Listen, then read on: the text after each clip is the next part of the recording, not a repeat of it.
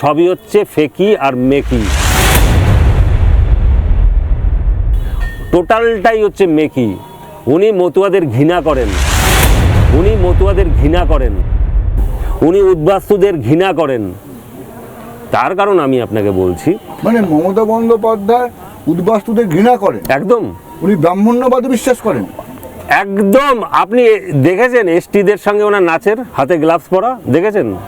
সবাই দেখেছে, যারা দুনিয়া দেখেছে। আদিবাসী অচ্ছুত, আমরা এসছি বলে আমরা অচ্ছুত, ওসব লোক দেখানো।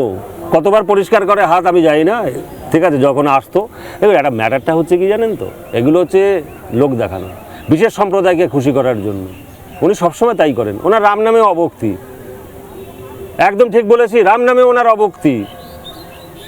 উনি মুসলমানদের অনুষ্ঠানে যে পুরোপুরি একদম পুরো, ওখানে কোনো রকম বিকৃতি নেই। কারণ তো ওখানে বিকৃতি করলে পরে তো একটাও তো টালি থাকবে না, কালীঘাটে সব টালি উধাও হয়ে যাবে। শুধু হিন্দুদের মতুয়াদের নিয়ে মস্করা করা যায়, এদের বিকৃতভাবে নাম আরাধ্য দেবতার নেওয়া যায়।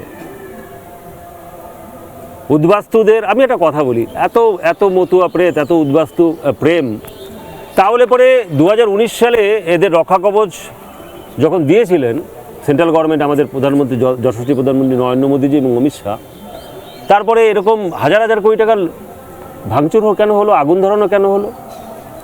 এই আইনটা কিসের জন্য করা হয়েছিল? এই আইনটা তো ওই ওপার বাংলা থেকে যারা মানুষ নিপীড়িত, লাখ লাখ কোটি কোটি মানুষ, যাদের সব কিছু ছিল তাদের সব কিছু কেড়ে নেওয়া হয়েছে, মান সম্মান ইজ্জত প্রাণ বাঁচাতে এক কাপড়ে কোনো কাগজ যা পেয়েছে হাতে তাদের চলে আসতে হয়েছে।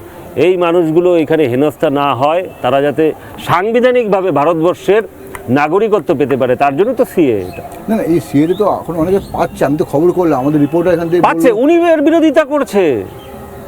আমাদের ঠাকুরবাড়িতে মানে ক্যাম্প করা হয়েছিল না, যে ক্যাম্প আমরা এখনো চলছে, গত 8-9 মাস ধরে আমরা করছি।